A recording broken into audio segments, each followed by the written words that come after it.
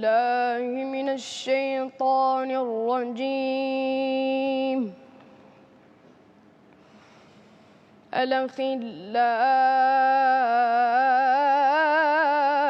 يومئذ بعضهم لبعض عدو إلا المتقين.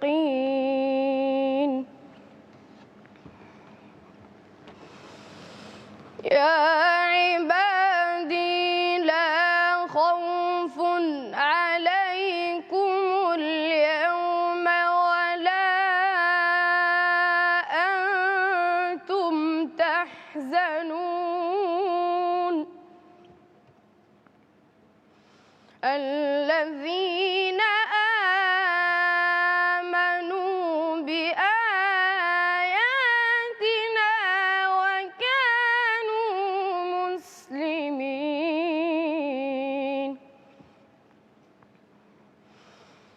ادخلوا الجنة أنتم وأزواجكم تحبرون.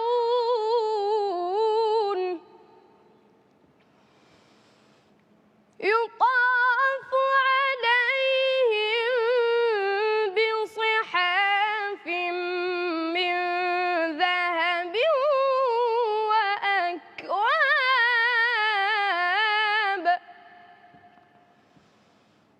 وفيها ما تشتهيه الأنفس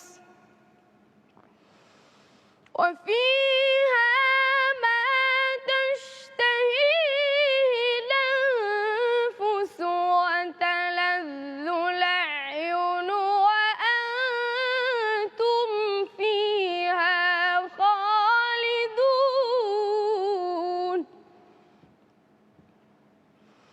وتلك الجنة التي أورثتموها وتلك الجنة التي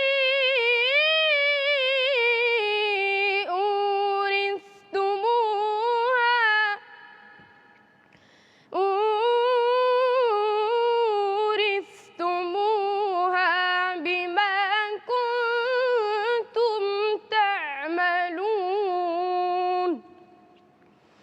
لكم فيها فاكهة كثيرة لكم فيها فاكهة كثيرة منها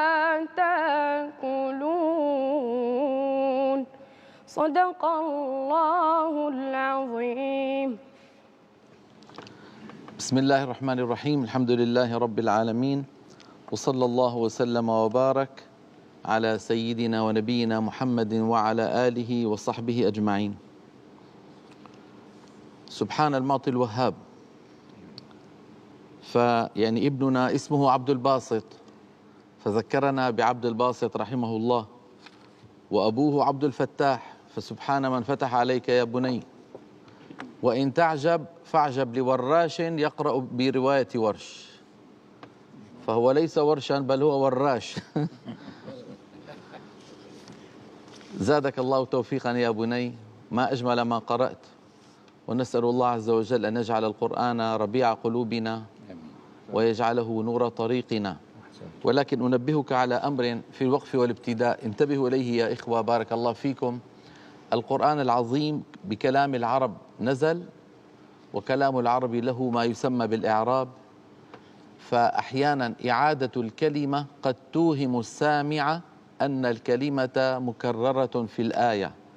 يعني لما نقول وتلك الجنة التي أورثتموها ثم نقف ثم نبدأ أورثتموها بما كنتم تعملون، توهم السامع بأن كلمة أورثتموها مكررة مرتين. وتلك الجنة التي أورثتموها بمعنى تلك الجنة التي أعطيتموها، ثم قال أورثتموها بما كنتم تعملون، وليس الأمر كذلك. فليست كلمة أورثتموها مكررة في الآية، فلينتبه إلى هذا يا بني، والباقي ما شاء الله زادك الله توفيقا وما عندي إلا الخير عليك. شكرا.